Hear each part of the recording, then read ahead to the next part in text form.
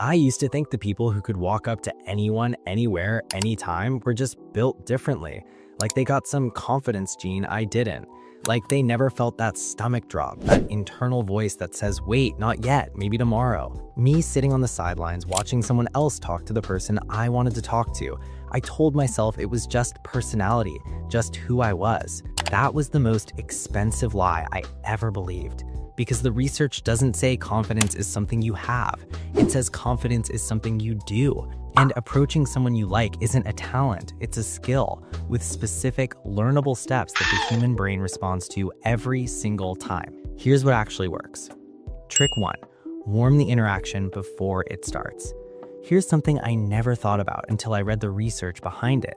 Cold approaches fail more often than warm ones, not because of what you say, because of how jarring it feels to the other person's brain to go from 0 to full social engagement with a stranger in 1 second flat. Psychologists call this social priming, and the principle is simple. A small, low-stakes interaction before the real one changes everything. Make brief eye contact and smile before you approach. Acknowledge them in a small way first. Let their brain register you as a safe presence before you say a single meaningful word. Me doing this turned approaches from interruptions into continuations, because by the time I actually walked over, I wasn't a stranger anymore. I was already someone they'd noticed. And that one tiny difference changes the entire emotional climate of the first 30 seconds. Trick 2. Name your nervousness out loud. This one sounds backwards, I know.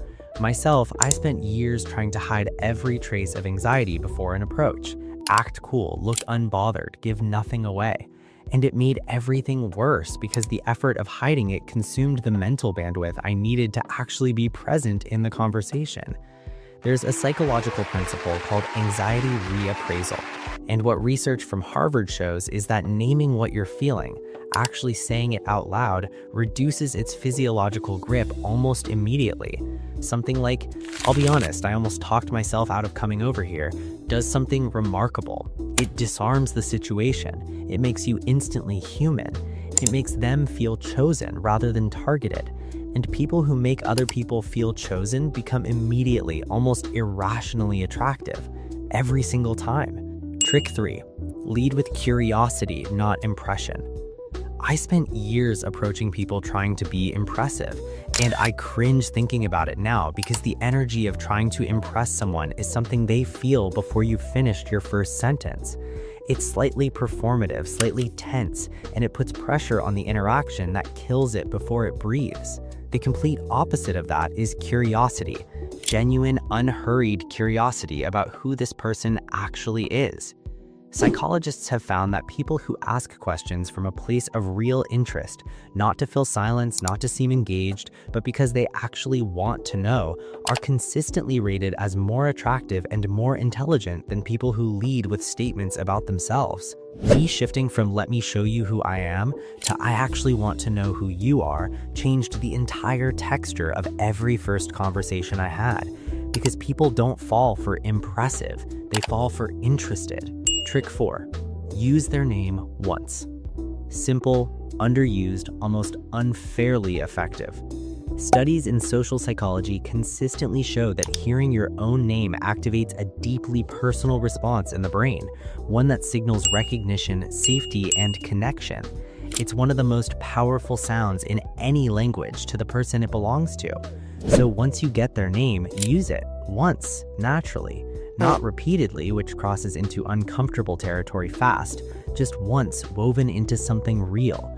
That's actually a great point, name. That single moment creates a level of personal connection that most people never manufacture in an entire first conversation.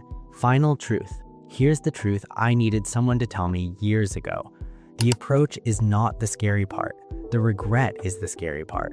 The version of you that walks away without saying anything and replays it for days, that's the version that actually hurts. The conversation itself, it lasts a few minutes. It's just two people talking.